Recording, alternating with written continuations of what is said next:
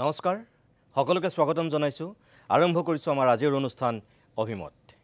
আজিৰ অভিমতত আমি ভাৰত পাকিস্তানৰ শেহতীয়া পৰিবেশৰ সন্দৰ্ভত আকৌ এবাৰ কথা পাতিব বিচাৰিছো আজি ষ্টুডিওত দীৰ্ঘ বিৰতিৰ অন্তত আমাৰ লগত উপস্থিত আছে বিশিষ্ট ৰাজনৈতিক বিশ্লেষক শিক্ষাবিদ তথা গুৱাহাটী বিশ্ববিদ্যালয়ৰ উপাচাৰ্য ডক্টৰ ননীগোপাল মহন্ত ডাঙৰীয়া শেহতীয়াকৈ 22 তাৰিখে পেহেলগামত যে ঘটনা সংঘটিত হৈছিল তাৰ 15 দিনৰ পিছত ভাৰতে যেতিয়া পাকিস্তানৰ ওপৰত প্ৰতিশোধ লৈছিল এক প্ৰকাৰ যুদ্ধ নৌহওঁতেই ভাৰতৰ সেই স্থিতিৰ 3 দিনৰ পিছতেই যুদ্ধবিৰতি ঘোষণা কৰিবলগীয়া হৈছিল আৰু তাৰ পিছত সৰ্বত্ৰ দেশজুৰি মিশ্ৰিত প্ৰতিক্ৰিয়াৰ সৃষ্টি হৈছিল বহুতেই কৈছিল যে যুদ্ধ নৌহওঁতেই যুদ্ধবিৰতি কিয় কৰিবলগীয়া হ'ল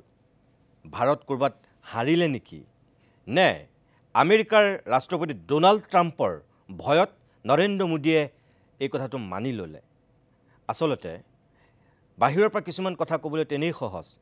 ভিতৰৰ পৰিৱেশটোৰ কথা আমি বহুতেই হয়তো নাজানো আৰু অনুভৱো কৰিব নোৱাৰো এগৰাকী বিশিষ্ট ৰাজনৈতিক বিশ্লেষক হিচাপে ডক্টৰ ননীগোপাল মহন্তৰ এই ক্ষেত্ৰত চিন্তা কেনেকুৱা সামগ্ৰিকভাৱে গোটেই বিষয়টোৰ সন্দৰ্ভত তেখেতৰ দৃষ্টিভংগী নিজেও জানিম আৰু আপোনালোকক আজি জনাম মই অনুষ্ঠানলৈ আপোনাক স্বাগতম জনাইছো আৰু ধন্যবাদ জনাইছো দীৰ্ঘ বিৰতিৰ অন্তত আপুনি টেলিভিছনৰ ষ্টুডিওৰ অতিথি হোৱাৰ কাৰণে নিশ্চয় চাগে উপাচাৰ্য হোৱাৰ পিছত আপুনি ষ্টুডিওত বহাই নাই নেকি মোৰ তেনেকুৱাই লাগে হয় হয় বহাই নাই যেহেতু মোৰ নিজস্ব চাকৰিৰ কাৰণে সকলোতে যাব নোৱাৰা হলো গতিকে এনে এটা বিষয়ৰ ওপৰত মতামত দিয়াৰ মোৰ হেৰি নাই তাত বাধা নাই গতিকে আপুনি যেতিয়া কথাটো ক'লে মই বৰ ভালেই পালো কাৰণ বিষয়টো মই নিজস্বভাৱে পঢ়িবলৈ বা জানিবলৈ আপোনাৰ নিজৰ বিষয় গতিকে যোৱা বহুত দিন ধৰি বস্তুটোৰ ওপৰত আৰু এইটো মোৰ বিষয়ও আছিলে হয় ল'ৰা ছোৱালী পঢ়ুৱাইছিলোঁ গতিকে স্বাভাৱিকতে আপুনি কওঁতেই মোৰ অলপ উৎসুকতা যথেষ্ট বাঢ়িলে তাৰ কাৰণে আপুনি সুযোগ দিয়াৰ কাৰণে ধন্যবাদ এতিয়া আমি আৰম্ভ কৰিছোঁ মই প্ৰথমে আপোনাক সুধিব বিচাৰিছোঁ যে 3 দিনতেই ভাৰতে যে যুদ্ধবিৰতি মানি ল'লে সঁচাকৈ কি কাৰণত এই যুদ্ধবিৰতিটো মানি লোৱা বুলি আপুনি ভাবে যে পাকিস্তান বাৰু আমেৰিকাৰ বহুতীয়া বুলি সকলোৱে জানে কিন্তু ভাৰতো কি পাকিস্তান মানে আমেৰিকাৰ বহুতীয়া নেকি তাৰমানে এতিয়া নহয় চাওক নিতুমণি আচলতে মই বস্তুটো অলপ বেলেগ ধৰণে চাওঁ এতিয়া চাওক ভাৰতে যেতিয়া মানে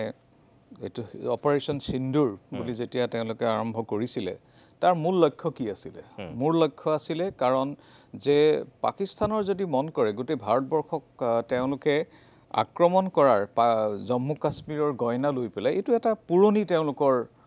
বেমাৰ বুলি কৈছোঁ আৰু এইটো এতিয়া নহয় আপোনাৰ 48 চন 65 চন 71 চন তাৰপিছত আহিলে আপোনাৰ কাৰ্গিল 1999 2000ত আপোনাৰ মুম্বাই এটেকৰ পৰা আৰম্ভ কৰি দিল্লীত এটেক অক্ষয়ধাম এটেক ফুলবামা আপোনাৰ নিৰন্তৰ এনেকুৱা এটেক হৈ যুদ্ধই হৈছে তিনিখন যুদ্ধ হৈছে গতিকে আৰু এতিয়া মন কৰিব এতিয়ালৈকে আমাৰ যিটো 1965 চনৰ অলপ আমাৰ এটা পৰিস্থিতি বিজয় 71 চনৰ এটা কনভিন্সিং বিজয় আমাৰ সেই বাহিৰে কিন্তু আমি আজিলৈকে আচলতে পাকিস্তানক তেওঁলোকে যিহেতু এটা ভুল কাম কৰি আছে ভাৰতবৰ্ষৰ জনজীৱনৰ পৰা সম্পত্তিৰ পৰা এনেকৈ ধ্বংস কৰাৰ অধিকাৰ যে তেওঁলোকক নাই এই কথাটো বাৰম্বাৰ কোৱাৰ পাছতো আৰু আপুনি মন কৰিব বিশেষকৈ মুম্বাই এটেকৰ পাছত তেওঁলোকক গোটেই ডছিয়াৰ দিয়া হৈছিলে তেওঁলোকৰ ঘৰ ক'ত আক্ৰমণকাৰী ঘৰ ক'ত গোটেই দিয়া হৈছিলে পেহেলগামৰ পৰা ফুলবামাৰ পৰা আৰম্ভ কৰি আনকি তেওঁলোক আহিছিল তেওঁলোকে আমাৰ এয়াৰবেছ চালেও গোটেইখিনি চাই মেলি তেওঁলোকে সহযোগিতা বঢ়াম বুলি কৈ যেতিয়া পাকিস্তানত ঘূৰি গৈ আকৌ উল্টা খৰ মাৰিলে ক'লে যে এইটো ভাৰতে নিজেই কৰিছে গতিকে তেওঁলোকৰ আচলতে আপুনি যদি চাই জিহাদ বা তেওঁলোকে কাশ্মীৰৰ বিষয়টোক তেওঁলোকৰ এটা ফ্ৰীডম ফাইটাৰ্ছ বুলি ভাবে গতিকে তেওঁলোকক এটা উচিত শিক্ষা দিয়াটোহে ভাৰতৰ মূল লক্ষ্য আছিলে কাৰণ ভাৰতবৰ্ষৰ এতিয়া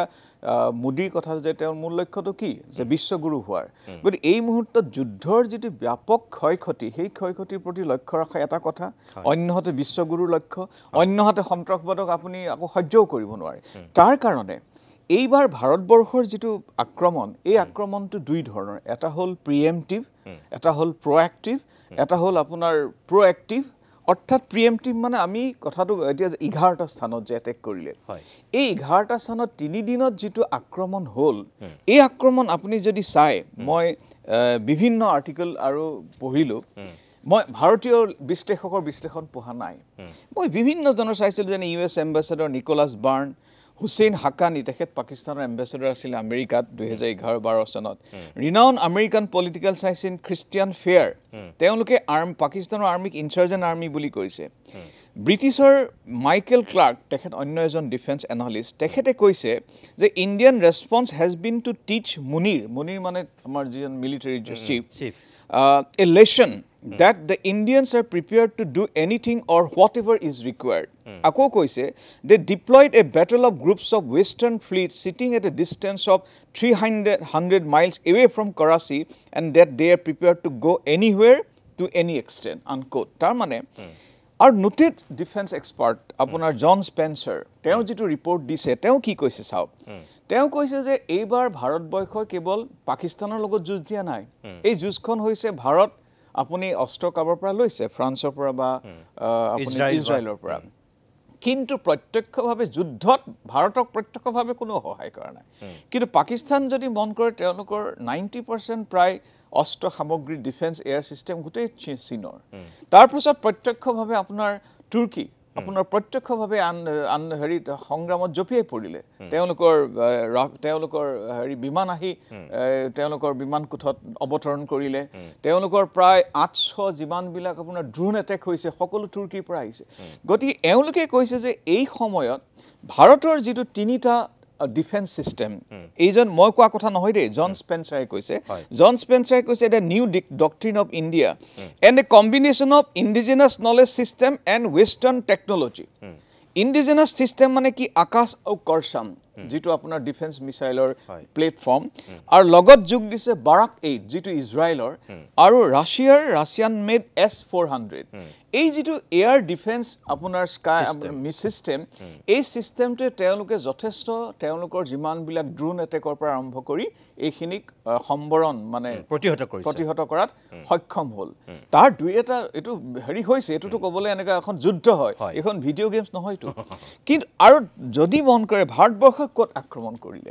বিশেষকে আপোনাৰ নূৰ খান যেটো এয়াৰ বেস তাত প্ৰায় 8 ফুট এটা মানে তাত আৰু এটো হৈছে হেৰি ৰাওলপিণ্ডি আটাইতকৈ ইছলামাবাদৰ পৰা দূৰ তেওঁলোকৰ এটা অত্যন্ত গুৰুত্বপূৰ্ণ এয়াৰ বেস যেটো সেনাবাহিনীৰ প্ৰেছপিটটো পিছত দেখুৱাইছে তাৰপৰি তাৰ আপোনাৰ সিয়ালকোট ৰাফিকি জাকাতবাদ মালিৰ কেন্টনমেন্ট কৰাচিৰ এটো এটা মেজৰ তেওঁলোকৰ ওপৰত আক্ৰমণ আৰু মৰিদ এয়াৰ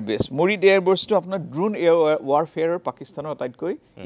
আজিকালি চাওক যুদ্ধখন এনেকুৱা নহয় আগতে যুদ্ধখন কনভেনশনাল ওয়াৰফেয়াৰ আছিলে মেন মেড আপোনাৰ এই ট্যাঙ্ক গোল টেকনলজিক্যাল আপোনাৰ মানে যিকিন পৰম্পৰাগতভাৱে physical movement এতিয়া কিন্তু প্ৰেচিশন ওৰিয়েন্টেড এই যেটো মানে আমাৰ জন স্পেন্সাৰ হেতু কৈছে আপুনি এটো জাস্ট লাগিলে আধা ঘণ্টা টোটাল ফ্লাই আপোনাৰ হেৰি গুটে এয়াৰ সিস্টেমটো এক্টিভেট কৰাৰ পৰা আৰম্ভ কৰি প্ৰায় 1 ঘণ্টাৰ ভিতৰত এটেকটো হৈছে আধা ঘণ্টা ইমান প্ৰেচিশন ইমান ক্ষিপ্ৰ মানে 1 ঘণ্টাৰ সময়ৰ ভিতৰত হোৱা এটা যুদ্ধ গৈ তাৰপৰ এই যেটো ইম্প্যাক্ট এই ইম্প্যাক্টৰ কথা আসলতে অন্য নালাগে টম কুপাৰ আপুনি চাব পাৰে টম কুপাৰ হল এজন ফেমাস ওয়াৰ হিস্টোৰিয়ান তেওঁ কি কৈছে যে ইমান ক্ষিপ্ৰতাৰে কাৰণ সাউথ এছিয়াৰ তেওঁৰ মতে যুদ্ধৰ যেটো সংজ্ঞাটো বদলি হৈ গল যুদ্ধৰ সংজ্ঞা বদলি হৈ আপুনি এটা খুব দীঘল পৰ্যাপ্ত যুদ্ধ দীঘলীয়া সময় হৈ নাথাকে গতি ইয়াৰ প্ৰেচিশন যেটো এটেকটো ভাৰতবৰ্ষই কৰিলে এইটো আসলে টাৰ্গেট ওৰিয়েন্টেড আছিল গতিকে মই ভাবো কিন্তু পিছত আপুনি যেটো প্ৰশ্ন কৰিছে হঠাতে কিয় ভাৰতবৰ্ষ উলটি আহিলে মানে আপুনি আপোনাৰ কথাখিনি শুনি মোৰ এনেকুৱা লাগিছে আমি সেই গোটেই ভাৰতবৰ্ষৰ জনতা সেই 65 আৰু 71 জামানাত আছো নেকি যে এটা দীঘলীয়া সময়ৰ কাৰণে যুদ্ধ হ'ব লাগিছিল বা ইফালৰ পৰা গুলি বৰ্ষণ ইফালৰ পৰা বাৰুদ অলপ দীঘলীয়াকৈ চলি থাকিব লাগিছিল এক্স্যাক্টলি মানে আমি ভাবিছো কি যে হেৰি যেটো আপোনাৰ কাৰ্গিললৈকে ভাৰত সাউথ এছিয়াৰ যেটো যুদ্ধৰ সংজ্ঞাটো পৰিহিমাটো বেলেগ আছিল যে তেওঁলোক ওপৰলৈ উঠি আহিছে তেওঁলোকে কাৰ্গিলৰ কেবাটাও বাটালিক এনেকে পাহাৰ তেওঁলোকে দখল কৰিছে আৰু ওপৰৰ পৰা তেওঁলোকে তললৈ এটেক কৰিছে আমাৰ অসুবিধা হৈছে গতি এটো ফিজিক্যাল এটেক তাত আপুনি বফোৰ্ছৰ কামান ধৰিছে তাত গুলিয়া বাৰুদ হৈছে তেতিয়ালৈকে এটো পৰম্পৰাগত যুদ্ধ আছিল কিন্তু জুৱা এতিয়া যিটো আপোনাৰ আমেৰিকা আৰম্ভ কৰিলে আমেৰিকাই পাকিস্তানত ওসামা বিন লুগাই থাকোতে লাডেনক যেনেকৈ আহি পেলাই এটেক কৰিছে সেই স্পেচিফিক ঘৰটোতে য'ত আপোনাৰ ইছলামাবাদৰ ওচৰৰ মাত্ৰ কেই কিলোমিটাৰ দূৰত সেই ঘৰটোতে যিটো টেকনলজি অৰিয়েণ্টেড তেওঁলোকে এটেক কৰিলে ইয়াৰ পিছত লাহে লাহে ভাৰতবৰ্ষে এইটো কাৰণ আমেৰিকাতকৈ তেওঁলোকে লাভ কৰিলে কিন্তু ইজৰাইলৰ পৰা অধিক লাভ কৰিছে আৰু আমাৰ যিটো ব্ৰাহ্মছ ছুপাৰছনিক মিছ চিষ্টেম এইটো one of the most well developed sophisticated system বুলি কৈছে আনকি বহুত বিশ্বৰ বিভিন্ন দেশে ব্ৰাহ্মছক ল'বলৈ এতিয়া তেওঁলোকে আগবাঢ়ি আহিছে আজি আমি সেইটো কৰিছোঁ ব্ৰাহ্মছৰ ওপৰত গতিকে মই ভাবোঁ এইটো আচলতে আৰু তেতিয়া হঠাতে কিয় মানে ভাৰতে এইটো দুটা থিয়ৰি আছে মই যিটো পাইছোঁ এওঁলোকৰ বিভিন্ন আৰু মই কাৰণ ভাৰতৰ মই হেৰিত ইমান নিৰ্ভৰ কৰা নাই বাহিৰৰ স্কলাৰ তেওঁলোকে দুটা থিয়ৰি এটা থিয়ৰি হ'ল এই বিশেষকৈ যিকেইটা আপোনাৰ এয়াৰবেছত এটেক কৰিলে ভাৰতবৰ্ষই তাৰ পৰা তেওঁলোকৰ নিউক্লিয়াৰ মানে যিটো তেওঁলোকৰ কমাণ্ড ছিষ্টেমৰ ওচৰত এটা মুখ্যম আঘাত সানিছে বুলি কোৱা হৈছে যিটোৱে হয়তো তেওঁলোকৰ এটা মানে ইমিশ্যন বা উদ্গিৰণ হোৱাৰ এটা আশংকা দ্বিতীয়টো থিয়ৰিটো হ'ল যে মই এইটো কিন্তু নিশ্চিত নহয় কোনটো দ্বিতীয় থিয়ৰিটো হ'ল যে পাকিস্তানে তেওঁলোকে গোটেই এটমিক যিখিনি নিউক্লিয়াৰ ফিউজনৰ তেওঁলোকৰ এটা সংমিশ্ৰণৰ দিশত আগবাঢ়িছিলে যিটো CIA গম পায় তৎকালীনভাৱে তেওঁলোকক যথেষ্ট ধমকি দি কাৰণ আপুনি মন কৰক আমেৰিকাই আমি ভাল পাওঁ বা বেয়া পাওঁ এতিয়াই নহয় মই এখেতৰ কথা বেলেগকৈ কম পিছত কিন্তু আপুনি 1999ৰ কাৰ্গিলৰ যিখন যুদ্ধ হৈছিলে তাতো কিন্তু পাকিস্তানক প্ৰতিহিত কৰি তাৰ পৰা আঁতৰি যাবলৈ কোৱা ব্যক্তিজন আছিল আমেৰিকাৰ তেতিয়াৰ ৰাষ্ট্ৰপতি গতিকে এতিয়া মুহূৰ্তত কি হ'ল তেতিয়া CIA যিটো ৰিপৰ্ট দিলে CIA ৰিপৰ্টত আৰু পাকিস্তানক ধমকি দিয়াৰ পাছত পাকিস্তানৰ DGMই ভাৰতবৰ্ষৰ DGMক ফোন কৰিলে কিন্তু মই ভাবোঁ পাকিস্তানৰ যিটো এতিয়া বেকবোন তেওঁলোকৰ যিটো ৰাজহাৰ বিশেষকৈ আজিকালি যিটো আপোনাৰ টেকনলজিকেল ৱাৰফেয়াৰ তেওঁলোক যিটো চীনৰ পৰা পাইছিলে আপোনাৰ তুৰ্কীৰ পৰা পাইছিলে এইখিনি তেওঁলোকে ব্যৱহাৰ কৰিলে কিন্তু পিছৰ পৰ্যায়ত যুদ্ধখন চলাই যাবলৈ তেওঁলোকৰ যিটো আটাইতকৈ বেষ্টটোৱে হ'ল এয়াৰবেছটো আপুনি এই মই যিকেইটা ক'লোঁ তেওঁলোকক যেতিয়া হাৰ ভাঙি দিয়া হ'ল তেতিয়া সেই যিটো প্ৰত্যাক্ৰমণ কৰিবলৈ তেওঁলোকৰ শক্তি বহুলাংশে কমি আহিলে মই নকওঁ যে নাইকিয়া হৈ গ'ল গতিকে সেই মুহূৰ্তত ভাৰতৰো কাৰণ চাওক তেওঁলোকৰ লক্ষ্য এইটো নহয় যে পাকিস্তানক ধ্বংস কৰি পেলোৱা সেইটো লক্ষ্য নহয় এটা হ'ল আপোনাৰ প্ৰথম কথাটো হ'ল সন্ত্ৰাসবাদৰ বিৰুদ্ধে আচৰণ কৰা আৰু তেওঁলোকক এটা শিক্ষা দিয়ে এইটো এটা ডিফেন্স টেকনলজি ভাৰতবৰ্ষৰ এটা নতুন মন্ত্ৰ যে আমি বহি নাথাকো যদি এটা সময়লৈকে আমি শুনিম কিন্তু তাৰ পিছত আমি প্ৰত্যাক্ৰমণ কৰিম যিটো তেওঁ কৈছে যিটো আপোনাৰ নৰ্মেলচি বুলি মোদী ডাঙৰীয়াই কৈছে গতিকে এইটো ভাৰতবৰ্ষৰ এটা নতুন প্ৰতিৰক্ষা ডক্ট্ৰিন বুলি মই ভাবোঁ এইটো ভৱিষ্যতে কেনেকুৱা হয় অৱশ্যে এইখিনি কথা আমি পিছত পাকিস্তানৰ ওপৰত বাৰু সেইটো হেঁচা আহিলেই CIA ইনফৰমেশ্যনৰ ভিত্তিত তেওঁলোকে কৰিলে কিন্তু ভাৰতেও যে মানি ল'লে ভাৰতে চাওক মানে এই যিটো মই আপোনাক কৈছোঁ যে নিউক্লিয়াৰ যিটো ব্লেকমেইলিঙৰ কথা আজি প্ৰধানমন্ত্ৰী মোদীয়ে কালিও কৈছে আজিও কৈছে যে সেইটো মাৰাণাস্ত্ৰৰ ভাবুকি দিলে ভাৰত কেতিয়াও থমকি নৰয় তাৰমানে কথাটো সঁচা নেকি যে নিউক্লিয়াৰৰ ভাবুকিৰে মানে পাকিস্তানে ভাৰতক ক'ৰবাত মানে অলপ বশ কৰিব বিচাৰিছিল যিটো আমেৰিকাৰ যোগেদি সেইটো ভাৰতৰ নহয় এইটো CIA ৰিপৰ্ট এতিয়া দুটা থিয়ৰি মই ক'লোঁ নহয় এটা থিয়ৰি আপোনাৰ যিটো আপোনাৰ নুৰখান এয়াৰবেছ আৰু তেওঁলোকৰ ভাৰতে যিকেইটা 11টা স্থানত কৰিলে এটা থিয়ৰি হ'ল তেওঁলোকৰ যিটো নিউক্লিয়াৰ কামাণ্ড এয়াৰবেছ সেইটোত যথেষ্ট সেইটো মই বুজি পালোঁ কিন্তু আপুনি যিটো কথা ক'লে এতিয়া মানে ভাৰতে অকলে নিউক্লিয়াৰ ভাবুকিটোৰ কাৰণেই বা তেনেকুৱা আশংকা কৰিয়ে মানে কি মানি ল'লে নেকি মই সেইটো সুধিছোঁ আপোনাক এইটো এতিয়া কি তেওঁলোকৰ মাজত ডিল হৈছে মইতো নাজানো কিন্তু আপুনি যদি ধৰি লওক পাকিস্তানে বাৰু আপোনাৰ নিউক্লিয়াৰ হেৰি মাৰিলে তে ভাৰতেতো বহি নাথাকে ভাৰতেও কাৰণ ভাৰতবৰ্ষে এটা ঘোষণা কৰি থৈছে প্ৰথমে কেতিয়া ব্যৱহাৰ বেলেগে কৰিলে কিন্তু প্ৰত্যুত্তৰ দিব কাৰণ সেইটো আপোনাৰ ইণ্টাৰনেশ্যনেল লৰ নিয়ম হয় গতিকে ধৰি লওক পাকিস্তানে নিউক্লিয়াৰ মাৰিলে তেতিয়া নিউক্লিয়াৰ মাৰিলে ভাৰতবৰ্ষে যিটো প্ৰত্যাক্ৰমণ কৰিব লাগিব পাকিস্তানে হেৰি কৰিলেতো হয়তো আমাৰ 4-5খন চিটিত আমাৰ ধ্বংসৰ আপোনাৰ অৱলীলাক্ৰমে আমি ক্ৰমান্বয়ে দেখিলোহেঁতেন কিন্তু ভাৰতবৰ্ষই যেতিয়া প্ৰত্যাক্ৰমণ কৰিলেহেঁতেন পাকিস্তান ধূলিচ্ছাত নাইকিয়া হৈ গ'লহেঁতেন কাৰণ গোটেই পাকিস্তানখন যদি চোৱা যায় তেনেহ'লে আমাৰ উত্তৰ প্ৰদেশৰ সমানে এটা সামগ্ৰিকভাৱে 4খন তেওঁলোকৰ প্ৰভিন্স আছে গতিকে তাতকেতো আমি ভাৰতবৰ্ষখন বহুত বিশাল গতিকে চাওক নিউক্লিয়াৰ যেতিয়া কথাটো আহে এইটো লগত ইয়াত আহে পাৱাৰ ক্ষমতা লগত আহে অত্যাধিক দায়িত্ব ৰেছপনচিবিলিটি যিটো দায়িত্ব পাকিস্তানৰ এখন ৰক ষ্টেট হোৱাৰ কাৰণে তেওঁলোকৰ সেইটো দায়িত্ববোধ নাই গতিকে কিয় ভাৰতে এগ্ৰী হ'ল কিন্তু মোৰ মতে তেওঁলোকৰ লক্ষ্যটো উপনীত হ'ল লক্ষ্য আছিলে পাকিস্তানক ধুলিচ্ছাত কৰিবলৈ নহয় লক্ষ্য আছিলে প্ৰথম কথা সন্ত্ৰাসবাদৰ ভেটিটো একেবাৰে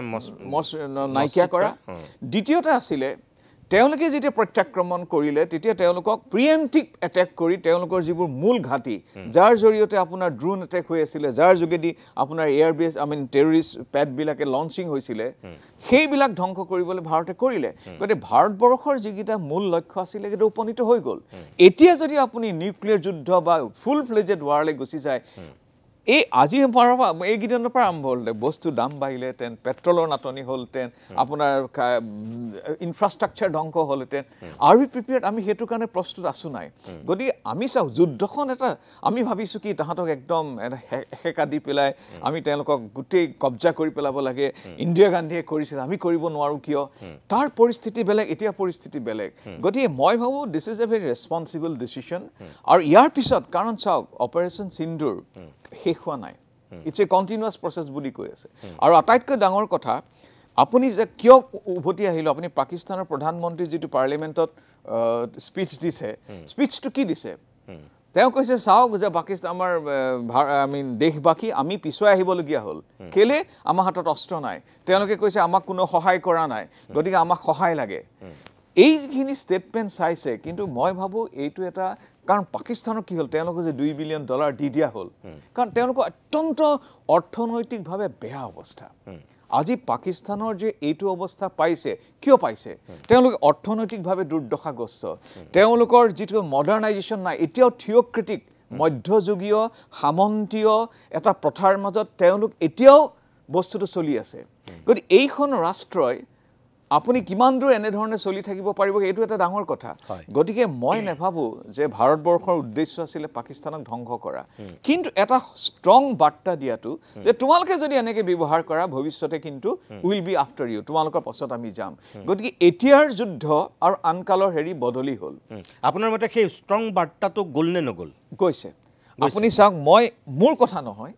মই এতিয়া ইণ্টাৰনেশ্যনেল যিসকল মানে বিশেষজ্ঞ আছে আপুনি তেওঁলোকৰ ৰেফাৰেঞ্চতে কথাখিনি একজেক্টলি এইখিনি মোৰ বক্তব্য নহয় আপোনালোকে এইখিনি চাব পাৰে তেওঁলোকৰ যিখিনি বক্তব্য এইটো এটা ষ্ট্ৰং অতি শক্তিশালী বক্তব্য গৈছে বিশেষকৈ টম কোপাৰ তেওঁ ৱাৰ হিষ্টৰিয়ান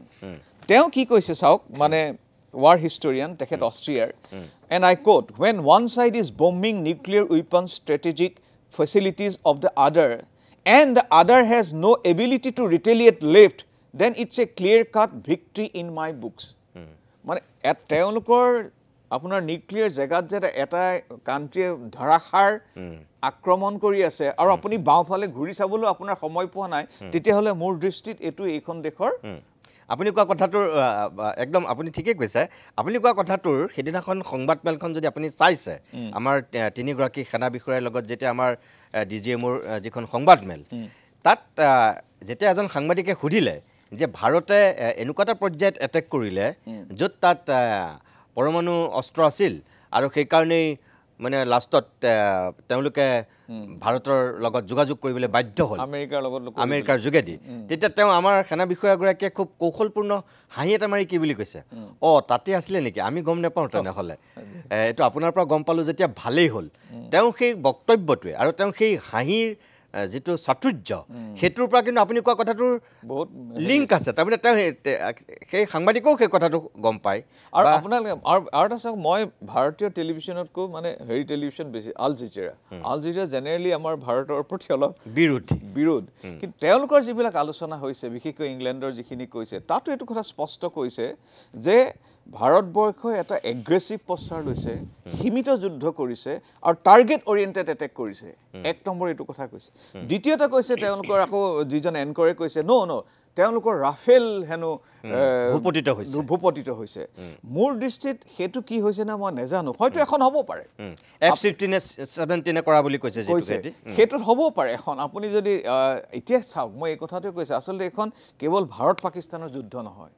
ইয়াত ভাৰতে এইটো চাইনাই যুদ্ধ কৰিছে কিয় জানে চাইনাই আজি এটা ৰিভিছনিষ্ট ষ্টেট চাইনাই গোটেই বিশ্বৰ যিটো মানদণ্ড যিটো কাঠামোৰটো বদলি কৰিবলৈ চাইছে আমেৰিকা হ'ল ষ্টেটাছ কুইজ ৰাষ্ট্ৰ তেওঁলোকৰ যিটো ছুপাৰ পাৱাৰ সেইটোক ধৰি ৰাখিব বিচাৰে এওঁলোকে এইটো ৰিভাইজ কৰিব বিচাৰে এতিয়া চীনৰ যিখিনি অস্ত্ৰ শস্ত্ৰ তেওঁলোকে আফ্ৰিকাত তেওঁলোকে বিক্ৰী কৰিব খুজিছে, মিডিল ইষ্টত বিক্ৰী কৰিব খুজিছে, ৱেষ্টত তেওঁলোকে আমেৰিকাৰ লগত প্ৰতিদ্বন্দ্বিতা কৰিব খুজিছে, ফ্ৰান্সৰ লগত প্ৰতিদ্বন্দ্বিতা কৰিব খুজিছে। গতিকে এতিয়া এই যিসকল আমাৰ ডিফেন্স এক্সপাৰ্ট তেওঁলোকে ক'ব প্ৰকৃতাৰ্থত এইটো চীনৰ টেকনলজি বিজয় নে ইজৰাইলৰ নে ৰাছিয়াৰ নে ফ্ৰান্সৰ। গতিকে এইখন যিখন যুদ্ধ এখন টেকনলজিকেল ৱাৰফেয়াৰ। আপুনি যিটো কথা ক'লে ইয়াত কিন্তু দেখ চীন ভাৰ্চেছ ফ্ৰান্সৰ কথা আহি যায়, কাৰণ আমাৰ যদি ৰাফেল ভূপতিত হৈছে তেতিয়াহ'লে তেওঁলোকৰ চীনে দিয়া F-17 যোগেদি সেইটো এটেক কৰা বুলি কোৱা হৈছিল। কিন্তু চাওক এতিয়া ইণ্ডিয়াই মানে এটা দুইটা ধৰণৰ আপোনাৰ যদি চাওক আপুনি তাত যিটো মানে ৰাফেল লগাইছে অন্যান্য ভিতৰত প্ৰায় 10-12খনমান লগাইছে। এখনমান হয়তো মই নাজানো দেই, মই এইটো হেৰিকে I have no privy to date information, এখনমান যদি হয়ো, কিন্তু ইফালে যদি আপুনি চাওক ভাৰতত যিটো প্ৰত্যাক্ৰমণ কৰিছিলে আৰু ভাৰতৰ যিটো এয়াৰ ডিফেন্স আকাশ আমাৰ স্থানীয় কাৰচাম যিটো প্লেটফৰ্ম এইটো আমাৰ ইণ্ডিজিনাছ আমাৰ ভাৰতৰ নিজৰ হেৰি বাৰাক আপোনাৰ বাৰাক 8 চিষ্টেমটো আপোনাৰ হ'ল ইজৰাইল আৰু ভাৰতৰ যৌথভাৱে, আৰু ৰাছিয়াৰ S-400 যিটো এয়াৰ ডিফেন্স তাৰমানে তেওঁলোকেতো প্ৰত্যাক্ৰমণ কৰিছে। গতিকে ভাৰতকতো মানে সেই হৰবিদ্ধ বা ক্ৰুচবিদ্ধ কৰিব পৰা নাই। গতিকে এতিয়া চাওক এখন ৰাফেল যদি ক'ৰবাত ভূপতিত হৈছে তথাপি ৰাফেল টেকনলজিৰ ওপৰত এটা কনক্লুচিভ সিদ্ধান্তমূলক এটা আমি হেৰিলে পৰিক্ৰমালৈ আহিব নোৱাৰোঁ যে এইটো বেয়া এইটো ভাল। এইটো ইজ এ ভেৰি লিমিটেড এটা এৰিয়াৰ এটা হেৰি। বুজিছোঁ। হয়, মই আকৌ আহিম আপোনাৰ কাষলৈ, মোৰ বিৰতি ল'ব হৈছে, কিন্তু মই কেইটামান মোৰ মনত খুদুৱাই থকা প্ৰশ্ন মই আপোনাক সুধিম। এতিয়া ধৰক ডনাল্ড ট্ৰাম্পে ভাৰত আৰু পাকিস্তানক একেটা শাৰীতে ৰাখি পেলাই ষ্টেটমেণ্ট দিছে, গ্ৰেট নেশ্যন বুলি কৈছে পাকিস্তানকো। যদি পাকিস্তান সন্ত্ৰাসবাদীৰ অভিকেন্দ্ৰ বুলিয়েই বিশ্বত জনাজাত, যদি পাকিস্তানত আমেৰিকাই আহি ওছামা বিন লাডেনক নিঃশেষ কৰিছে নিজেই, তাৰপিছত সেই পাকিস্তানক ভাৰতৰ লগত একেটা শাৰীতে কিয় থ'লে? আমেৰিকাৰ ৰাষ্ট্ৰপতিয়ে নিজে টুইট কৰিছে গ্ৰেট নেশ্যন বুলি পাকিস্তানকো। মোৰ সেই প্ৰশ্নটোৰ উত্তৰ আপোনাৰ পৰা জানিম।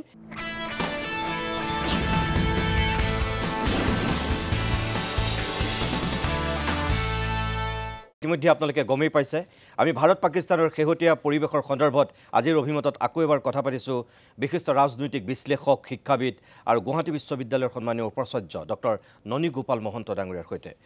মই আকৌ আপোনাৰ কাষলৈ আহিছোঁ। বিৰতিৰ পূৰ্বে মই আপোনাক কৈছিলোঁ যে ভাৰত আৰু পাকিস্তানৰ ক্ষেত্ৰত যেতিয়া ডনাল্ড ট্ৰাম্পে প্ৰথম যেতিয়া এক্স হেণ্ডেলত স্থিতিটো স্পষ্ট কৰিছিল, তাৰ পিছতো আনকি তেওঁ নিজৰ যেতিয়া সাংবাদিকৰ আগত তেওঁ নিজৰ বক্তব্য ৰাখিছিল, তাতো আপুনি চাগে নিশ্চয় দেখিছে যে ভাৰত আৰু পাকিস্তানক তেওঁ একেটা শাৰীতে থৈ কথা কৈছে, গ্ৰেট নেশ্যন বুলি পাকিস্তানকো অভিহিত কৰিছে। তাৰমানে আমিতো কৈ আছোঁ যে আমাৰ নৰেন্দ্ৰ মোদীয়ে প্ৰত্যেকবাৰেই কৈ আহিছে, গোটেই পৃথিৱীক জনাই আহিছে যে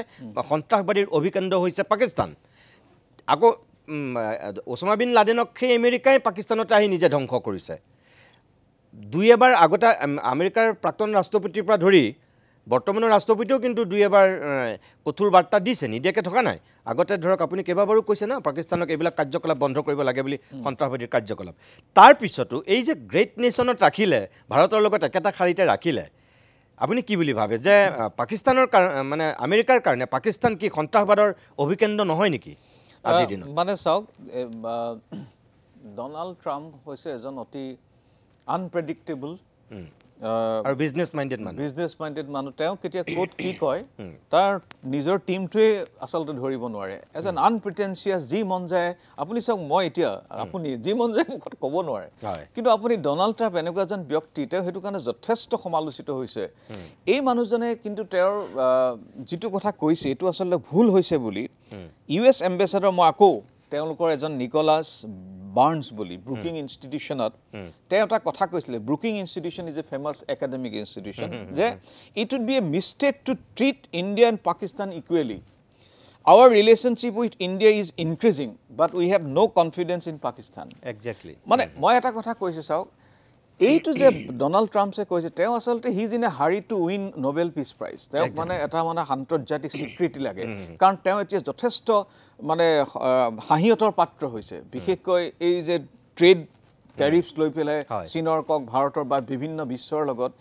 তেওঁ এতিয়া এটা সাংঘাতিক স্বীকৃতি লাগে আৰু আমেৰিকা আছিলে বিশ্বৰ ছুপাৰ পাৱাৰ এই তেওঁৰ এতিয়া কথাটো হ'ল সেইটো কেনেকৈ ধৰি ৰাখোঁ it's now not a revisionist power it's a status quo power কেনেবাকৈ তেওঁলোকক সেইটো ধৰি ৰাখিব লাগে আৰু আমেৰিকাৰ আগতে কথা আছিলে চাওক আমেৰিকাই কিন্তু এটা অত্যন্ত সেইটো ডনাল্ড ট্ৰাম্পে হওক আপোনাৰ আগৰ উইড্ৰ' উইলছনে হওক যিসকল আপোনাৰ ৰেগেনেই হওক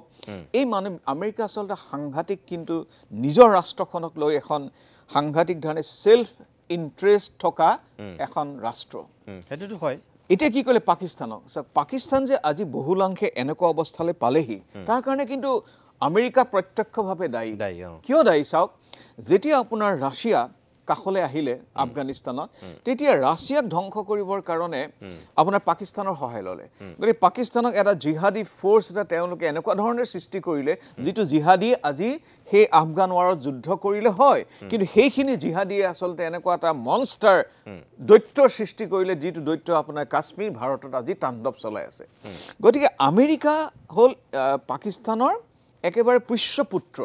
একেবাৰে তেওঁলোকক ডাঙৰ দীঘল কৰা এখন ৰাষ্ট্ৰ গতিকে এই ৰাষ্ট্ৰখনে ডনাল্ড ট্ৰাম্পে হওক ৰিগেনে হওক হঠাতে দলিয়াই পেলাই দিব নোৱাৰে প্ৰথম কথা গতিকে আজি যদি পাকিস্তানে ভুল কৰিছে তেওঁলোকে নিজে শাস্তি দিব তেওঁলোকে গৈ পেলাই আপোনাৰ অছামা বিন লাডেনক ধৰিলে আপোনাৰ গৈ পেলাই এসময়ত হেৰি কাটো কৰিলে কি বুলি কয় আপোনাৰ ফিনান্সিয়েল কাটো কৰিলে IMFৰ লোনো এটা সময়ত বন্ধ কৰিছিলেগৈ বা তেওঁলোকক এটা শাস্তিৰ লিষ্টত থৈছিলে কিন্তু সেই আমেৰিকাই আচলতে পাকিস্তানক এতিয়া চাওক IMF যিটো লোনটো পালে এই ক্ষেত্ৰত আমেৰিকাই বাধা দিব লাগিছিলে কিন্তু বাধা নিদিলে গতিকে তেওঁলোকে এটা কেট এণ্ড মাউচ গেমৰ সৃষ্টি কৰিছে অথচ তেওঁলোকে মোদীৰ লগত এটা ভাল সম্পৰ্ক কিন্তু এটা কথা IMFৰ লোনটো বোলে পাকিস্তানে আগতেই এপ্লাই কৰি থোৱা সেইটো স্থগিতহে হৈ আছিল আচৰিত কথা এইখিনি সময়ত লোনটো চেংচন কৰাটো বা পাকিস্তানক দি দিয়াটো য'ত ভাৰতে আপত্তিও কৰিছিল বা সেই যেতিয়া ভোটদান হৈছে তাত যিহেতু ভাৰত পিছুৱাই আহিছে গতিকে সেইটোৱে প্ৰভাৱ পেলালে নে আমেৰিকাৰ প্ৰত্যক্ষ সহযোগত পাকিস্তানে সেইটো লাভ উঠালে বিশ্বৰ গোটেই ৰাজনীতিটো আচলতে এটা আনপ্ৰেডিক্টেবল আপোনাৰ এইটো মানে এতিয়া কোন দিশত গৈ আছে ভাবি নাপায় আপুনি মন কৰক যেতিয়াই ট্ৰাম্পৰ তেনেকুৱা বিহেভিয়াৰ পিছত তেওঁলোকৰ নেটো যিটো ইউৰোপৰ গোটেই সুৰক্ষাৰ মূল যিটো এটা অভিকেন্দ্ৰ আছিলে সেইটো লাহে লাহে ট্ৰাম্পে ক'লে আমি ইউৰোপৰ দায়িত্ব কিয় ল'ম ইউৰোপে সদায় তেওঁলোকে সস্তীয়া তেল পাই আহিছিলে মিডল ইষ্টৰ পৰা ৰাছিয়াৰ পৰা পাইছিলে চীনৰ পৰা আপোনাৰ সস্তীয়া বস্তু পাইছিলে আৰু আমেৰিকাৰ পৰা সুৰক্ষা পাইছিলে গতিকে এতিয়া যি মুহূৰ্তত আমেৰিকাই নেটোক এটা মানে সেই প্ৰতিৰক্ষা যিটো চিলটো নাইকিয়া কৰি দিলে এতিয়া বিশ্বত আচলতে আপুনি মন কৰিব আন্তৰ্জাতিক যিটো ইকুৱেল পাৱাৰ বেলেন্স ক্ষমতাৰ এটা যিটো সমীকৰণ আছিলে এইটো এটা উলট পালট হৈছে গতিকে এতিয়া কোন কাৰ বন্ধু কোন কাৰ শত্ৰু এইটো এতিয়াও নিশ্চিত হোৱা নাই এতিয়া আপুনি মন কৰক ভাৰতে আপোনাৰ এতিয়া কোনোটো ফ্ৰান্সেতো এটা সঁহাৰিমূলক হেৰি নিদিলে আপোনাৰ ইউৰোপেওতো নিদিলে আনকি আমেৰিকাইতো উল্টাই ভাৰত আৰু পাকিস্তানক সম পৰ্যায়ত ৰাখিলে কিন্তু পিছৰ পৰ্যায়ত তেওঁলোকৰ US ছেক্ৰেটাৰী অফ ষ্টেটে অৱশ্যে পাকিস্তানক ক'লে এইটো কথাও কৈছে যে তোমালোকৰ সন্ত্ৰাসবাদী ঘাটিবিলাক কিন্তু তোমালোকে নাইকিয়া কৰা এইটো পিছত কৈছেগৈ কিন্তু তৎসত্ত্বেও নাই সেইটো কেতিয়া কৈছে যেতিয়া ভাৰতৰ ফালৰ পৰা হেঁচা পৰিলে তেতিয়াহে কৈছে তাৰ আগতে আমেৰিকাই কোৱা নাছিল সেইকাৰণে মই কৈছোঁ চাওক এতিয়া ভাৰত ইণ্টাৰনেশ্যনেল পলিটিক্সটো যে ফ্লুইড পলিটিক্স এতিয়া যে তুৰ্কীয়ে যে উল্টাই আহি আপুনি পাকিস্তানক সহায় কৰিলে যি ভাৰতবৰ্ষই তুৰ্কীৰ আপোনাৰ ভূমিকম্প হওঁতে প্লেনৰ পাছত প্লেনৰ দৰৱ তেওঁলোকৰ খাদ্য বস্তু দি পেলাই সহায় কৰিছিলে সেই তুৰ্কী আহি পেলাই কিয় কৰিবলগীয়া মইতো আপোনাক সোধা কথা আছিলেই যে তুৰ্কী ৰাছিয়া আনকি ফ্ৰান্সৰ পৰা আমি ধৰক ৰাফেল আনিছোঁ কিন্তু ফ্ৰান্সৰ নিচিনা ৰাষ্ট্ৰইও আমেৰিকাই বাৰু 2 নম্বৰী কামটো কৰিছেই কিন্তু এইবিলাক ক্ৰান্তিও এইবিলাক দেশেও এইখিনি সময়ত কি ভূমিকা ল'লে আপুনি যিটো কথা ক'লে মাত্ৰ তুৰ্কী মই কৈ দিওঁ আপোনাক তাত যোগ দি পেলাই কৈছোঁ সেই তুৰ্কীলে কিমান দিনৰ বিৰতিৰ মূৰত আমাৰ নৰেন্দ্ৰ মোদী যোৱা প্ৰথমজন প্ৰধানমন্ত্ৰী 2023 চনত গৈছে আপুনি চাওক আৰু সেই ভূমিকম্পৰ সময়ত ইমানবিলাক বস্তু পঠিয়াই দিলে তাৰপাছতো কিন্তু তুৰ্কীয়ে লুকাই চুৰকাটো নকৰিলে একদম অপেন খোলাখুলিভাৱে পাকিস্তানৰ পক্ষ লৈ দিলে মই এইটো সুধিছোঁ আপোনাক যে নৰেন্দ্ৰ মোদীৰ যিটো আন্তৰিকতা যে দীঘলীয়া সময়ৰ মূৰত তুৰ্কীত উপস্থিত হোৱা প্ৰধানমন্ত্ৰী হিচাপে তেওঁ যেনেকৈ আদৰিছিল বা তেওঁ যেনেকৈ তাত কথা কৈছিল বা ভূমিকম্পৰ সময়ত যেনেকৈ সহযোগিতা আগবঢ়ালে তেনেহ'লে প্ৰধানমন্ত্ৰী মোদীক জানো এক প্ৰকাৰ তেওঁলোকে এটা প্ৰতাৰণা কৰা নাই জানো বা এক প্ৰকাৰ ৰাম টাঙোন এটাই সোধাইছে দিয়কচোন সেইটোৱে মই আকৌ কৈছোঁ চাওক এই যিটো আন্তৰ্জাতিক ৰাজনীতিৰ যিটো এটা মানে এটা উথল পুথল বা এটা মানে ইমবেলেঞ্চ এইটোৰে এটা প্ৰতিশ্ৰুতি হৈছে এৰডোগান তেওঁলোকৰ যিজন ৰাষ্ট্ৰনেতা কি হ'ল চাওক তুৰ্কী যদি ঐতিহাসিকভাৱে চাই এইটো হ'ল বিশ্বৰ সভ্যতাৰ এটা মূল পেছেজ এটা মূল অভিকেন্দ্ৰ আছিলে তুৰ্কী হয় এই এৰডোগান যিজন লিডাৰ তেওঁ আচলতে এতিয়া দেখিলে যে কি আমেৰিকা মিডল ইষ্টৰ মধ্যপূবত তেওঁলোকৰ মানে যিটো কঠোৰ স্থিতি আছিলে লাহে লাহে সেই মিলিটাৰী প্ৰেজেন্সটো কমাইছে তেতিয়া ভাবিলে এৰডোগানে মই কিয় এজন মানে ইয়াৰ নেতা নহওঁ এফালে তেওঁলোকৰ ইউৰোপৰ সোমাবলৈ ৰাস্তাটোৰ দুৱাৰখন হ'ল তুৰ্কী অন্যহাতে তেওঁ এতিয়া কোৱা হৈছে যে অটোমান এম্পায়াৰ যিটো অটোমান এম্পায়াৰ এসময়ত জয় জয় মই আছিলে সেই অটোমান এম্পায়াৰৰ পৰা যিটো চীনে আপোনাৰ তেওঁলোকৰ ঐতিহাসিক সভ্যতাক ঘূৰাই আনিবৰ এটা মানস কৰিছে ঠিক তেনেকৈ তুৰ্কীও অটোমান এম্পায়াৰ ঘূৰাই আনি এই যিখন এটা হ'ল ইছলামিক কাণ্ট্ৰি ইছলামিক দেশৰ মাজত এটা প্ৰভুত্ব আনিব লাগে অন্যহাতে তেওঁলোক আকৌ ইউৰোপৰো এটা হেৰি নেটোৰ অংশ হ'ব গতিকে কোনোবাই আক্ৰমণ কৰিলে নেটো তেওঁলোকক ৰক্ষা কৰিব অন্যহাতে এৰডোগানে বিচাৰিছে মই এই চেগতে যিহেতু আমেৰিকা উইথড্ৰল হৈছে আমেৰিকাৰ পলিটিক্সৰ পৰা এই ইনচেণ্ট পলিটিচিয়ান বুলি কোৱা হয় হেৰি ট্ৰাম্পক এই মানুহজনে হঠাতে আন্তঃৰাষ্ট্ৰীয় ৰাজনীতিটো এনেধৰণে আপোনাৰ এটা ইমবেলেঞ্চ বৈষম্য ইয়াৰ যিটো খেলিমেলি কৰি দিছে ভাৰসাম্যতা নাইকিয়া কৰিছে এই তুৰ্কীয়ে কিন্তু চাওক তেওঁ লাহে লাহে কি হৈছে তেওঁ এতিয়া যিখন আৰব বা যিখন হেৰি ইছলামিক ৱৰ্ল্ডৰ তেওঁ নেতা হ'ব লাগে এতিয়া ইউনাইটেড নেশ্যনছত কাশ্মীৰক প্ৰশ্ন তোলা নেতাজন হৈছে এৰডোগান হয় গতিকে তেওঁ এতিয়া এটা নতুন এটা সুযোগ পাই এই সুযোগটো গ্ৰহণ কৰিবলৈ উঠি পৰি আহিছে সেইকাৰণে মই কৈছোঁ ভাৰতে আজি চাওক আমাৰ বাইলেটাৰেল ৰিলেশ্যন থাকিব ফ্ৰান্সৰ লগত নিশ্চয় থাকিব ৰাছিয়া আমাৰ এটা অল ক্লাইমেট আমাক আমব্ৰেলা দিয়া এটা শক্তি হৈছে ৰাছিয়া গতিকে ৰাছিয়াক আমি কেতিয়াও ত্যাগ কৰিব নোৱাৰোঁ আপুনি কিছু সময় পূৰ্বে কৈছে যে এতিয়া কোন ৰাষ্ট্ৰ কাৰ লগত আছে একো ধৰিব নোৱাৰি এতিয়া যিটো জিঅ' পলিটিক্স আন্তঃৰাষ্ট্ৰীয় ৰাজনীতিটোৱে হৈ গৈছে তেনেকুৱা দুদুল্যমান কাৰণ কোন কাৰ লগত আছে ধৰিব নোৱাৰি কিন্তু তাৰ মাজতো এইমাত্ৰ আপুনি যিটো কথা কৈছে পূৰ্বৰ পৰাই একদম ছোভিয়েট ৰাছিয়া হৈ থকাৰ সময়ৰ পৰা আমি যদি চাওঁ তেনেহ'লে যে আমেৰিকা সদায় পাকিস্তানৰ লগত আৰু কিন্তু ৰাছিয়াৰ লগত এটা ইণ্ডিয়াৰ ভাৰতৰ এটা সুসম্পৰ্ক তেতিয়াও আছিল আৰু এতিয়াও এই শেহতীয়া ঘটনাটোত একমাত্ৰ চাগে ৰাছিয়াই দেশ নেকি যি এই মানে বন্ধুত্বটো ধৰি ৰাখিছে ইজৰাইলে পোনপটীয়াকৈ ভাৰতক ছাপোৰ্ট কৰি দিছে সেইটো বেলেগ কথা কিন্তু যিটো বন্ধুত্ব আপুনি যিটো কথা ক'লে কিছু সময় পূৰ্বে সেই বন্ধুত্বটোতো ৰাছিয়াই ধৰি ৰাখিছে তাৰ বাহিৰেতো বেলেগৰ পৰাতো আমি সেইটো নাপালোঁ আমেৰিকাইতো উল্টাই আমাক লাজগুৰিহে মাৰিছে মোটামুটি প্ৰিচাইছলি আচলতে কিন্তু আমি এতিয়া চাওক কিন্তু আমেৰিকা আকৌ এটা কথা মন কৰিব কেৱল ট্ৰাম্প স্পেচিফিক নহয় ট্ৰাম্পে এতিয়া মন কৰক তেওঁ ইমান যিখিনি মই বহুৱামী বুলিয়ে কৈছোঁ নাপায় শব্দটো ক'ব ইমান বহুৱামীৰ পিছতো কিন্তু চীনৰ লগত এতিয়া 90 দিনৰ গোটেই তেওঁ যিখিনি ইম্প'জ কৰিছিলে সেইখিনি 90 দিনৰ কাৰণে স্থগিত ৰাখিছে দুইখনে কৰিছে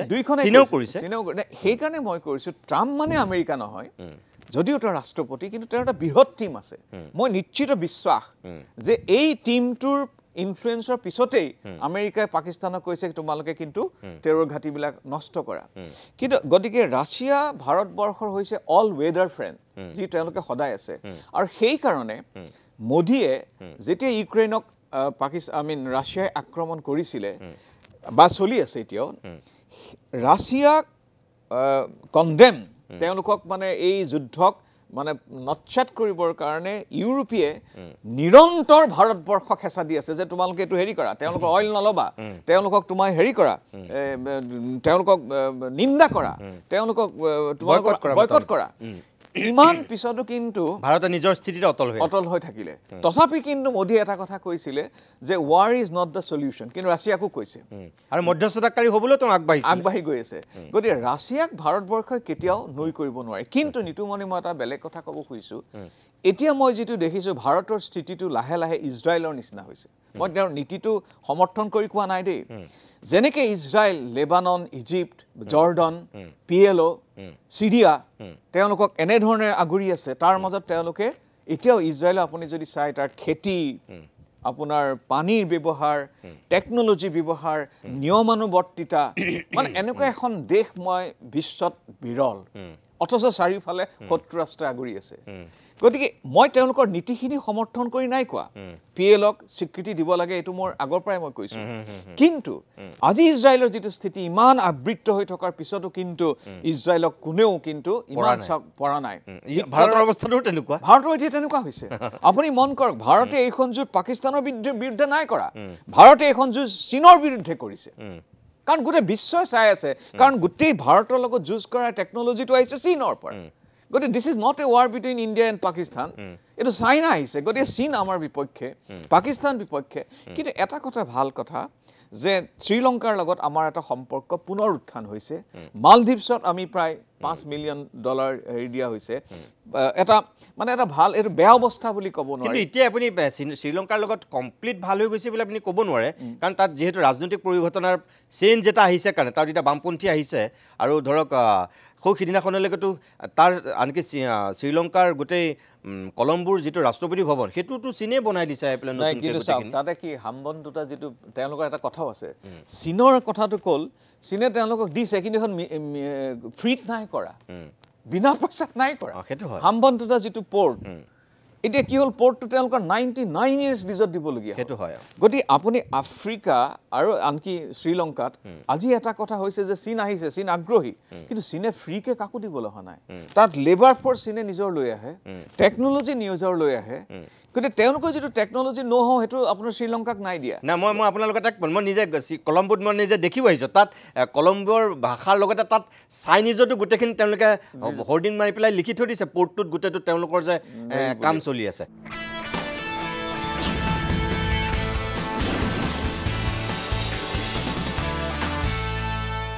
মই আপোনাক কৈছোঁ যে একেটা শাৰীত পাকিস্তানক গ্ৰেট নেশ্যন অভিহিত কৰি পেলাই ডোনাল্ড ট্ৰাম্পে ৰাখি দিলে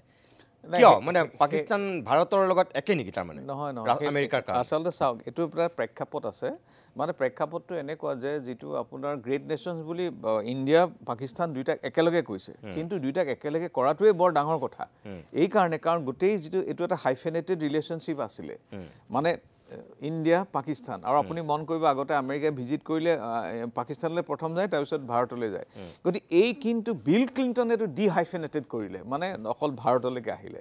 গতিকে এই প্ৰক্ৰিয়াটো আমেৰিকাত এতিয়াও চলি আছে কিন্তু মই এই কথাটো কৈছোঁ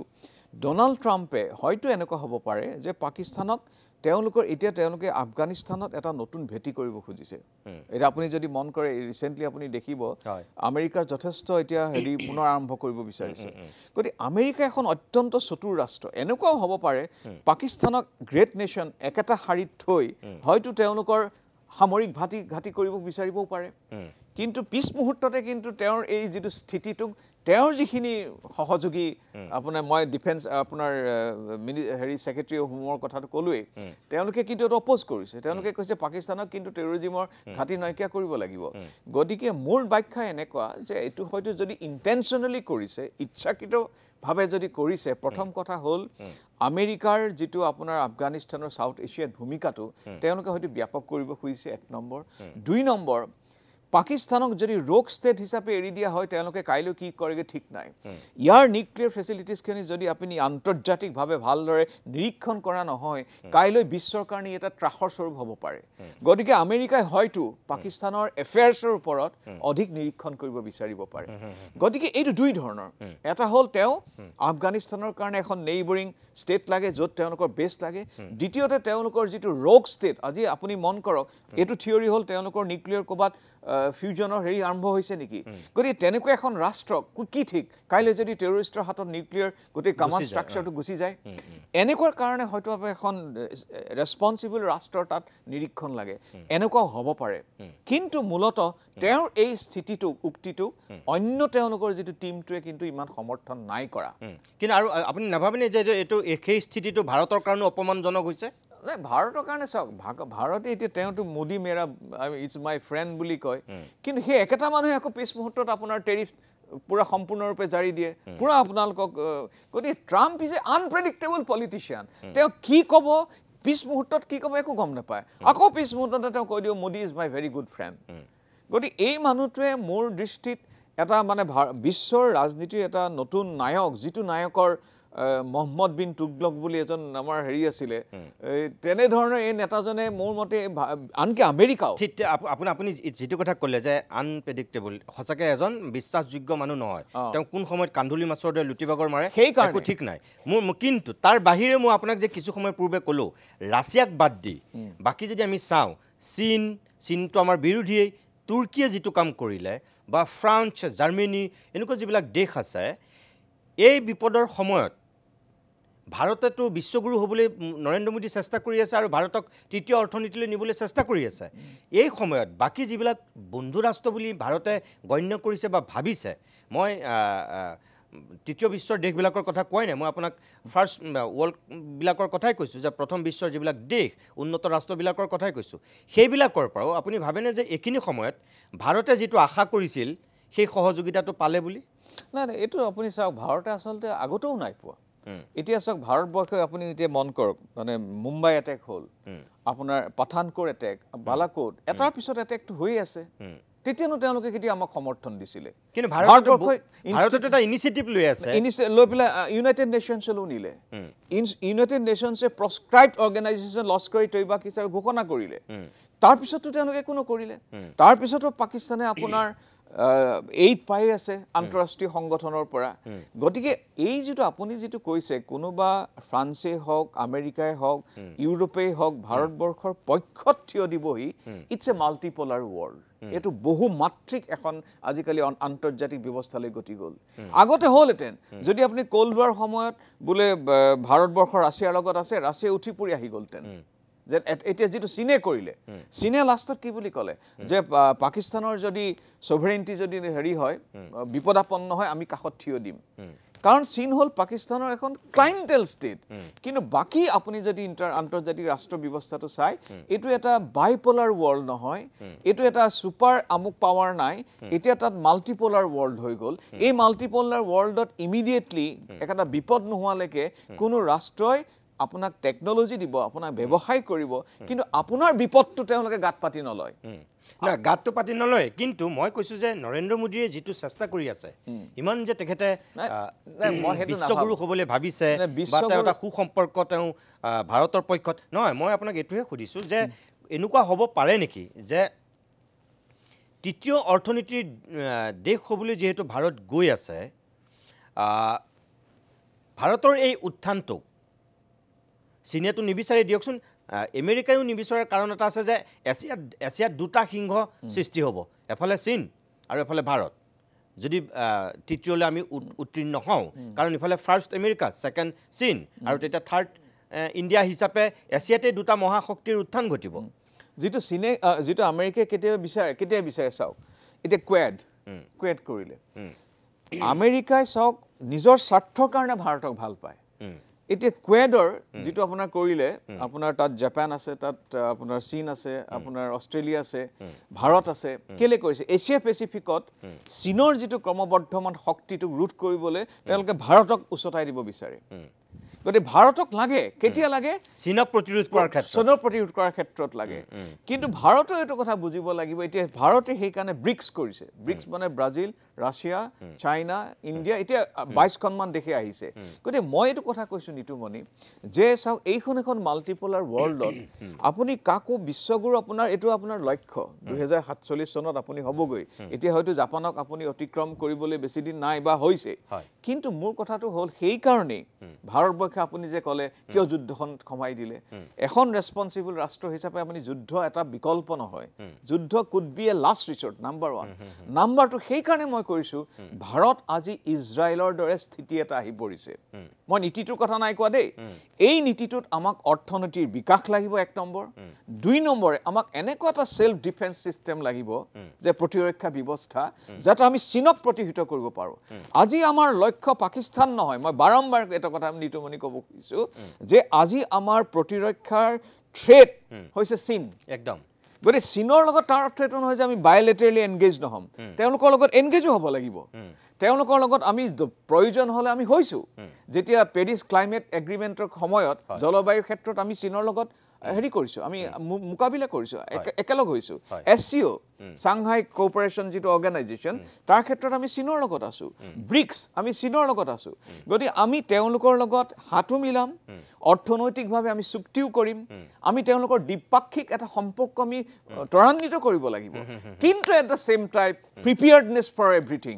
যে তোমালোকে কিন্তু এতিয়া কি কৰিব আকৌ পাকিস্তান তেওঁলোকে কি বিচাৰে যে 1000 কাটছ যে আপুনি ভাৰতবৰ্ষক আটাইকেইটা ফ্ৰণ্টত তেওঁলোকক কাট কৰক ব্লিডিং কৰি থাকক তেজ ওলাই থাকক যে ভাৰতবৰ্ষ অৰ্থনৈতিক বিকাশলৈ যাব নোৱাৰে তাৰ কাৰণে মই ভাবোঁ যে ভাৰতবৰ্ষই চীনৰ লগত এটা দ্বিপাক্ষিক সম্পৰ্কও লাগে কিন্তু একেলগে দুটা মন্ত্ৰ অৰ্থনৈতিক বিকাশ আৰু লগতে প্ৰতিযোগিতা সামৰিক বিকাশ কাৰণ এই যুগত আপুনি চাওক আল্টিমেটলি কিন্তু আমাৰ মূল অভিকেন্দ্ৰ হৈছে চীন আৰু এই যেটো আন্তৰ্জাতিক বৰ্তমান ৰাষ্ট্ৰনীতি হৈছে এই ৰাষ্ট্ৰনীতিত আপুনি ভুল হ'ব যদি আপুনি ভাবে যে মোক আমুকে আহি পেলাই মোক আগ্ৰহ কৰিবহি সেইটো পৰ্যায়ত বৰ্তমান নাই ঠিক আছে বাৰু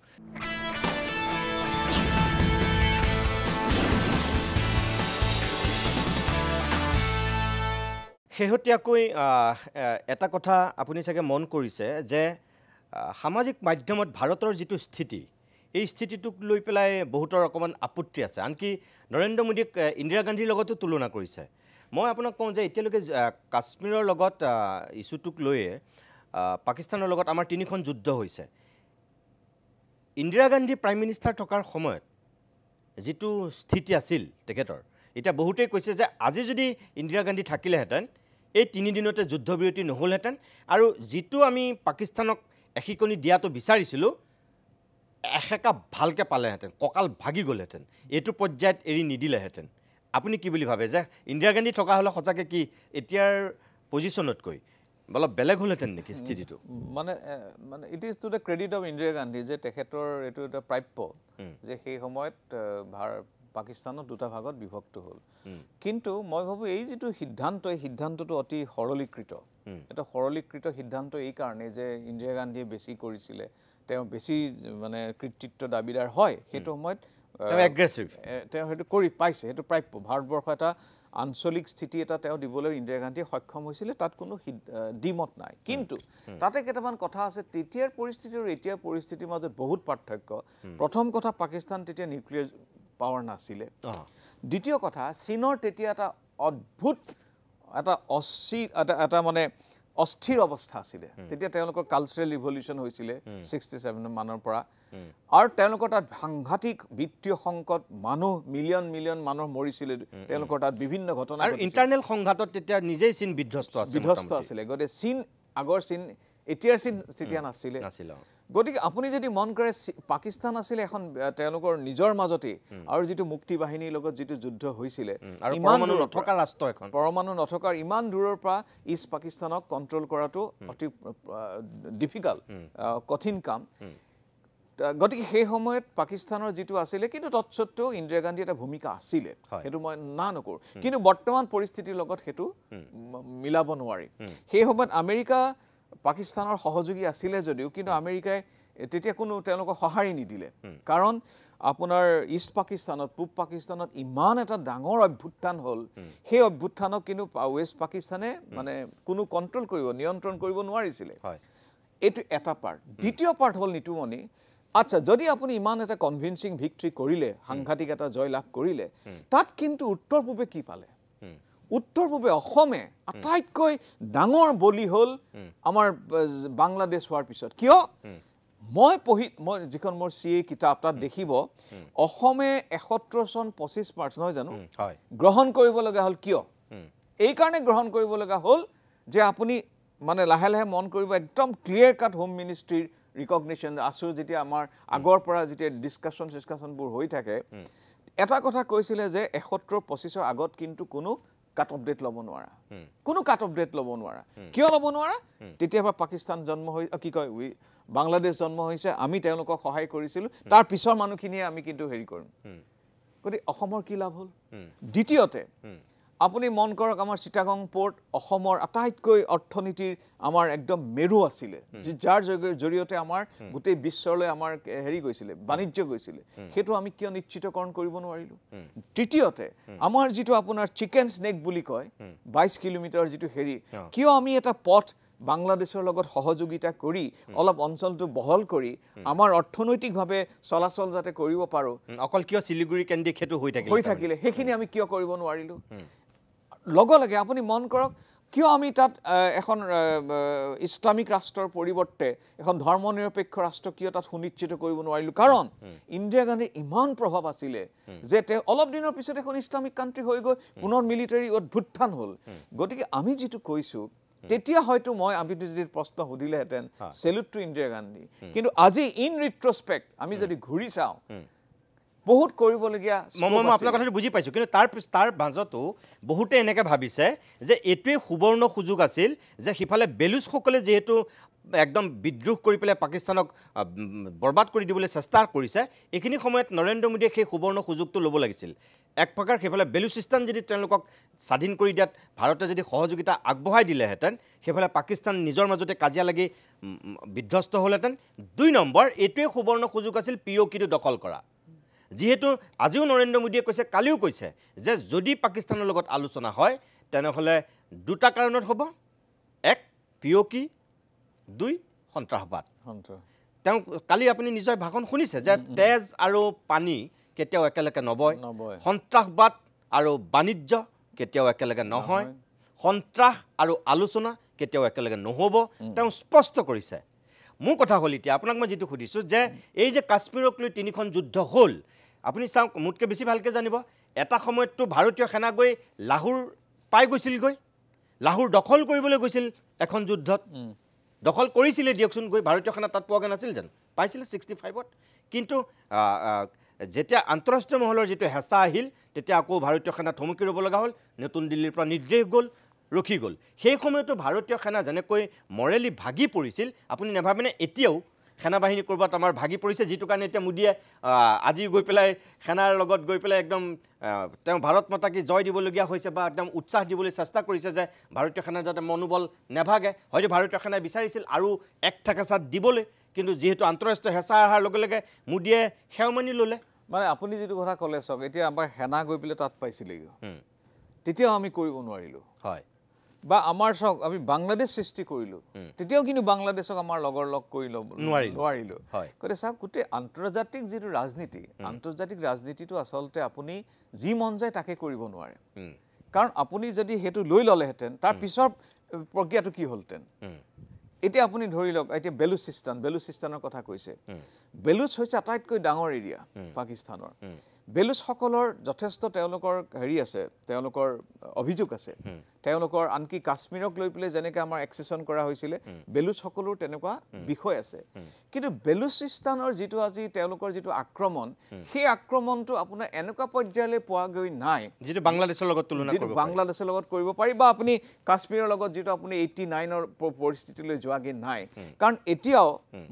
মই বিশ্বাস কৰোঁ ভাৰতবৰ্ষে যদি সঁচাকৈ পাকিস্তানক নিয়ন্ত্ৰণ কৰিব লাগে বেলুচ নিয়ন্ত্ৰণ কৰিব লাগিব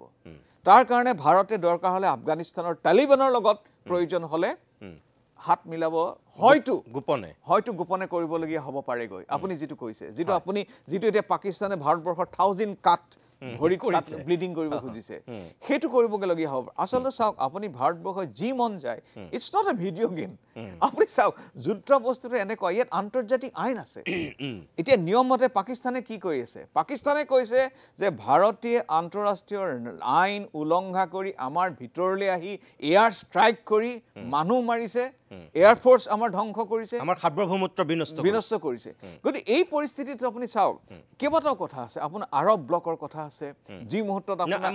এক মিনিট আপুনি যিটো এইটো কথা ক'লে পাকিস্তানে যিটো অভিযোগ দিছে তেওঁলোকে আৰু এটা কথা কৈ থাকে আন্তঃৰাষ্ট্ৰীয় মহলত তেওঁলোকে কৈছে যে ভাৰতৰ হাতত কোনো প্ৰুফ নাই যে আমি পাকিস্তানে এইখিনি সন্ত্ৰাসবাদী আমি পঠিয়াই পেলাই আমি পেহেলগামত সেই ঘটনা কৰিলোঁ এইটো এটা ব্লেম ইণ্ডিয়াৰ ভিতৰত হোৱা শক্তিয়ে তেওঁলোকক এইটো অস্বস্তিকৰ পৰিৱেশত পেলাইছে যিটো পাকিস্তানক এনেই বদনাম কৰা হৈছে তেওঁলোকে সেইটো কথা কৈছে 2 নম্বৰ তেওঁলোকে কৈছে যে আন্তঃৰাষ্ট্ৰীয় এটা তৃতীয় পক্ষৰ যোগেদি এই গোটেই প্ৰক্ৰিয়াটোৰ এটা বিচাৰ হোৱাটো তেওঁলোকে বিচাৰিছে এইটো হোৱাত আপত্তি ক'ত না এইটোৰ আপত্তি এইটোৱেই যে চাওক কাশ্মীৰৰ যিটো বিষয় কাশ্মীৰৰ বিষয়টো যেতিয়া আপোনাৰ তেওঁলোকে কয় যে ভাৰতৰ অধিগ্ৰহণ কিন্তু তাৰলৈকে হয়তো ইতিহাসটো ইমান তেওঁলোকে কিমান জানে নাজানো যেতিয়া 1900 হৰি সিঙে যেতিয়া ভাৰতবৰ্ষৰ লগত এক্সেছন ট্ৰিটি সহি কৰিলে সহি কৰাৰ লগে লগে পাকিস্তানে ভাবিলে কি তেতিয়া আপোনাৰ পুৱতি হৈছে যে আমি ৰাষ্ট্ৰৰ দুইখন স্বাধীনতা পাইছে তেওঁলোকে ভাবিলে কি যেহেতু তাত মুছলিম মানুহ অধিক বেছি আছে মানুহখিনি ওলাই আহিব ট্ৰাইবেল হেৰি গোটেইখিনি ওলাই আহিব আমাৰ নামানিব জয়টো আমাৰ একদম সুনিশ্চিত হ'ব তেওঁলোকে আক্ৰমণ কৰিলে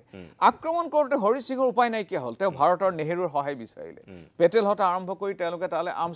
হেৰি পঠিয়ালে সিকিউৰিটি ফ'ৰ্চ পঠিয়ালে যেতিয়া তাত দ্বন্দ্ব আৰম্ভ হ'ল ৰাষ্ট্ৰসংঘলৈ নিয়া মানুহজন আছিলে নেহেৰু এটো তালে নিলে তাত কলে তাত প্লেবিচাইট হ'ব লাগিব কিন্তু ৰাষ্ট্ৰসংঘৰ প্ৰথম চৰ্তটো আছিলে যে পাকিস্তান ইউ ভেকেট ইউৰ এৰিয়া